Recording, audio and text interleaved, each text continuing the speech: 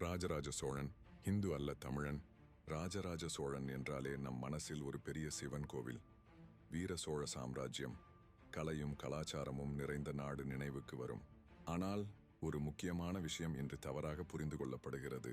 அதாவது அவர் ஹிந்து என்று சொல்லப்படுவது. இங்கு ஒரு கேள்வி எழுகிறது, ராஜராஜ சோழன் ஹிந்து தானா?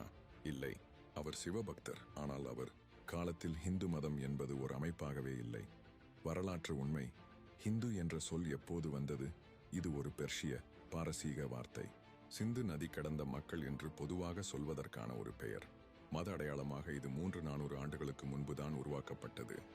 ராஜராஜ சோழன் காலத்தில் மக்கள் தங்களை சைவம், வைஷ்ணவம், சமணம், பௌத்தம் ஆகியவையாகவே அடையாளப்படுத்தினர். ஒரு பெரிய ஹிந்து என்ற பெயரால் இல்லை. அவர் யார்? அவர் முக்கிய சிவபக்தர். தான் கட்டிய தஞ்சை பெருவுடையார் கோவில், பிரகதீஸ்வரர் கோவில் அதற்கு சாட்சி. ஆனால் அதே நேரத்தில் அவர் பௌத்தர்களுக்கும் சமணர்களுக்கும் தானம் செய்துள்ளார். இலங்கையில் உள்ள பௌத்த விகாரங்களுக்கு மன்னர் உதவி செய்துள்ளார். வெளிநாடுகளோடு தெற்காசிய நாடுகள் ஆனந்தமாக மாறுபாடுகளை ஏற்று நடந்து கொண்டவர்.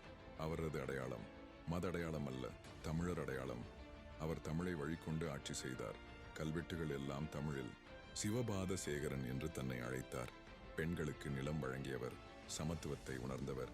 முக்கிய புரிதல், ராஜராஜ சோழன் ஒரே ஒரு மதத்தை முன்வைத்து ஆட்சி செய்யவில்லை. அவர் அனைத்தையும் புரிந்து மத சுதந்திரத்தை கொடுத்தவர். அவரை இன்று ஹிந்து என்று வரையறுப்பது அவருடைய விரிவான அடையாளத்தை சுருக்கிவிடும். இன்று நாம் புரிய வேண்டியது, அவர் ஹிந்து இல்லை, அவர் ஒரு பெரும் தமிழர் வரலாற்று உருவம்.